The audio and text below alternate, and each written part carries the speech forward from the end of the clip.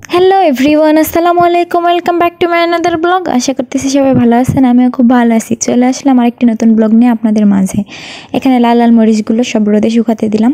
শীতের রোদ কতবার শুকাবে জানি না, কয়দিন লাগবে, আস্তে আস্তে শুকাক।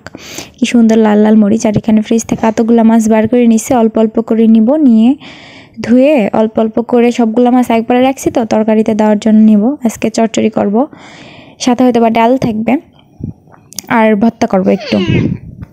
ভয়েস দিতে গেলেও শান্তি নেই। আমার ছেলে আসে প্যাপু প্যাপু করতেই থাকে কানের কাছে। কি বলবো, আর ছোটো বাচ্চা তো বললে আর অত বোঝে না, তারপরে থেকে বোঝে, চুপ থাকে, আবার থেকে আসে প্যা প্যা করে। তো যাই হোক, এখানে ফ্রেশ মাছগুলো সব ধুয়ে নিলাম। ধুয়ে নিয়ে এখানে নতুন আলু সব ছিলে নিচ্ছি। সুন্দর করে ছিলে নিয়ে ভালো করে কুচি কুচি করে তরকারি করব আজকে।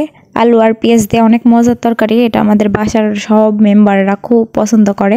আমি যদি কাউকে এটা করেও খাওয়াই, অনেককে করে খাওয়াইছি, তারাও বেশ পছন্দ করে আর বলে যে কিভাবে করছো আমাদের একটু বলো। আমি সাধারণত যেভাবে তরকারি মাখায় করে ওইভাবে খুব কম করা হয়। তরকারিটা কষায় কষায় বেশি করার ট্রাই করি। মাছ হোক, ছোটো মাছ হোক, বড়ো মাছ হোক, যে কোনো ধরনের তরকারি। আমি আমার ভিডিও যারা দেখেন তারা তো খুব ভালো করেই জানেন আমি কষানোটা সবচেয়ে বেশি প্রায়োরিটি দেই তরকারির ক্ষেত্রে। অন্তত গরুর মাংস বলেন, মাছের তরকারি বলেন, সব ক্ষেত্রেই যত কষাবেন তত টেস্ট হবে। তরকারির নিয়ম তাই। পুড়তে দেওয়া হবে না, পোড়া ছাড়া কোনো রকমে যেন না পড়ে। তো সেইভাবে যত কষাবেন তত টেস্ট হবে। আর এখানে গুজির মাছ নিয়েছি, কিছু বেলার মাছ, শাঁটির মাছ, সবগুলো মাছ মিশিয়ে তরকারিতে দিলে রান্নার স্বাদটা অনেক টেস্ট হয়। এই জন্যই আর কি করা। আর আমি পেঁয়াজটা একটু বেশি দিই তরকারিতে, তাহলে টেস্ট হয়। তো আজকের দিনটা কার কেমন কাটতেছে? আমার তো ঠান্ডা লাগছে, জানেনি, শরীরটা অনেক দুর্বল। তাও এখন বর্তমান ভালো আছি। আগে কিছুদিন আগে আরও বেশি ঠান্ডা লাগছিল। আমার সোয়াইবেরও অনেক ঠান্ডা লাগছিল, সেও সুস্থ আছে আল্লাহর রহমতে। এখন সবাই ভালো আছি। তো দোয়া করবেন আমাদের জন্য। এখানে দুপুরে ভাত বসাবো। ভাতের চাল ভালো করে ধুয়ে নিচ্ছি। ভাতের চাল ধুয়ে নিয়ে যতক্ষণ না ফ্রেশ পানি বাড়ে ততক্ষণ আমি ধুতেই থাকি। বাড়ির চাউল ফ্রেশ, তারপরেও বাজারের চাউল হলে তো আরও থাকে একটা ভিতরে। তো সেই ক্ষেত্রে এগুলো আমার মা বাসায় ধান সিদ্ধ করে উষাই শুকায় ভাঙায় নিয়ে আসছে।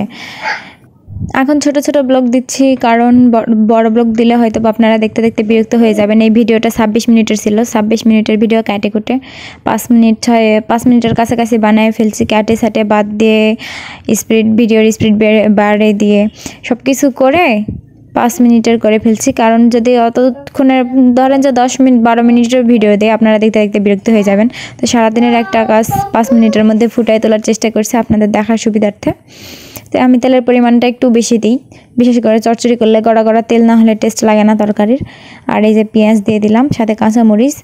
আর শীতের সব কিছু তো নতুন নতুন অনেক টেস্ট হয়। পুরাতন পেঁয়াজ হলে বেশি টেস্ট হয়। পুরাতন পেঁয়াজ আবার বেশি দিলে তরকারির যে পরিমাণ দিছি আমি, পুরাতন পেঁয়াজ যদি দিতাম তাহলে মিষ্টি মিষ্টি হতো। সেক্ষেত্রে কেমন যেন একটা হয়ে যেত। কিন্তু নতুন পেঁয়াজ তো এই জন্য একটা অতটা মিষ্টি নাই পেঁয়াজের ভিতরে, ভালো লাগে খাইতে। আর এদিকে আমার ছেলে আমাকে রান্নাতে প্রচুর পরিমাণে হেল্প করে। একটু পরে আপনারা দেখতে পাবেন ছেলেও বড় হয়ে যাচ্ছে। তাকেও স্কুলে ভর্তি করে দেবো সামনে বছর, যদিও বা না দেই তারপরের বছরের শুরুতেই দিয়ে দিব। বড় হয়ে যাচ্ছে, স্কুলে ভর্তি যদি করে দিই তাড়াতাড়ি কিছু শিখবে। আর বাসায় বসে থাকে শুধু কার্টুন দেখে, টিভি দেখে, কথা শোনে না, দুষ্ট হয়ে যাচ্ছে দিন যাচ্ছে। আর ছেলে মানুষ তো, মেয়ে বাচ্চা হলে তাও অনেকটা হ্যান্ডেল করা যায়। বাট ছেলে বাচ্চা আর আমার বাচ্চাটার একটু রাগ বেশি, বংশগত পেয়ে গেছে এটা। ওর বাবার আছে বলতে ওর বাবা আমার আছে বেশি, তো সেই ক্ষেত্রে জেনেটিক পেয়ে গেছে। আর ছোটো বাচ্চা কাচ্চা তো, তারপরে আমার বেবি অনেক শান্ত হওয়ার পরের থেকে অত কিছু বুঝতে পারে নাই। বাট বড় হয়ে একটু জ্বালাচ্ছে। বাচ্চা কাচ্চা থাকলে জ্বালাবে, অত সব ধরলে হয় না। আর আমি আর আমার বাচ্চা ছাড়া সারাদিন বাসায় কেউ থাকি না, তো অতটাও হয় না। ওর বাবা আসলে আবার হয়, ওর বাবার সাথে লাগে যায়, এই সেই হ্যান ত্যান ক্যাস করতেই থাকে। আর এখানে আমার রান্না কিন্তু পুরোপুরি অন্য রকমের। যারা আমার ব্লগ ভিডিও দেখেন তারা জানেন আমি এখানে আলু পেঁয়াজ ভালো করে মাছ টাছ দিয়ে সব কিছু দিয়ে, আগে মাছ দিয়ে ভালো করে সুন্দর মতো কষাই নিই। কষায় না নিলে আমার ওই তরকারি কেমন যেন একটা লাগে। আর মাছের মধ্যে সব ধরনের মশলা ঢুকেও যায় কষানোর জন্য, অনেক টেস্ট লাগে। তো আমার মতো একদিন আপনারাও এইভাবে ট্রাই করে দেখতে পারেন। আশা করি অনেক অনেক টেস্ট হবে আপনাদের। প্রত্যেকদিন তো আর একরকম খেতে ভালো লাগে না, নিত্য নতুন এক দিন এক রকম করে খাবেন, অনেক টেস্ট লাগবে। আর এখানে শাটির মাছ আর বেলের মাছের ভর্তা করে নেব। আলু একটা আলু কাটে দিছি বড় সাইজের, রসুন দিছি, পেঁয়াজ দিছি, হালকা তেলের মধ্যে একটু লবণ আর একটু হলুদের গুঁড়া দিয়ে এটা ভালো করে মানে একটু নাড়াচাড়া নেওয়ার পরে অল্প পরিমাণে পানি দিয়ে দিছি, মাছ সহ সব কিছু করছি। আর এই যে আমার এটা কমপ্লিট। এখানে এখন পাটাই ফিশে খাইলেই হবে, বা এরকম করেও আপনারা খাইতে পারেন। ভর্তাটা অনেক টেস্ট হয়েছিল, ঝাল ঝাল করে করছি। আর এই যে দুপুরে ডাল, সাথে করছিলাম এই যে চচ্চড়ি। আর এই যে দেখেন অর্ধেক পাতিল শেষ খাওয়া দাওয়া আমার বরের। সে খুবই পছন্দ করে, আজকে 2বার ভাত করে 2-3বার ভাত নিছে, নিয়ে এরকম করে করলে অনেক মজা করে খায়। আর এই যে আমার বাবু বিকালে চকলেট কিনে নিয়ে আসছে, আমাকে দেখাচ্ছে, আমাকে একটা দাও, তো সে দিচ্ছে আবার দিচ্ছে না। তো সবাই ভালো থাকবেন, পুরো ভিডিওটা দেখে একটা লাইক করে দিবেন, একটা সাবস্ক্রাইব করে প্লিজ পাশে থাকবেন। আল্লাহ হাফেজ।